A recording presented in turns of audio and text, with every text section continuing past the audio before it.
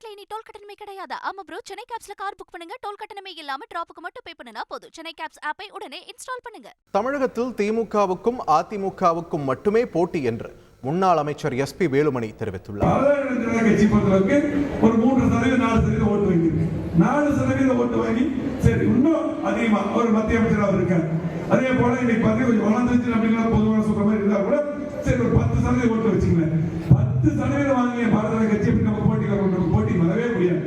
போட்டி அதிமுக திமுக இல்லையா? ஏதாவது ஒரு திட்டம் இன்னைக்கு 3 வருஷம் ஆட்சி முடிச்சிட்டாங்க.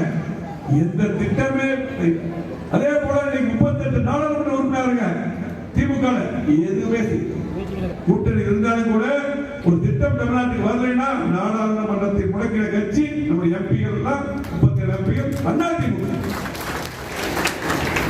திமுக பாத்தீங்கன்னா நேரடியாக இருக்கிற மாதிரி மறைமுக கூட்டணி வச்சிருக்காங்க. தமிழ்நாட்டுல இனி டோல் கட்டணமே கிடையாது. ஆமா ப்ரோ, சென்னை கேப்ஸ்ல கார் புக் பண்ணுங்க, டோல் கட்டணமே இல்லாம டிராப்புக்கு மட்டும் பே பண்ணுனா போதும். சென்னை கேப்ஸ் ஆப்பை உடனே இன்ஸ்டால் பண்ணுங்க.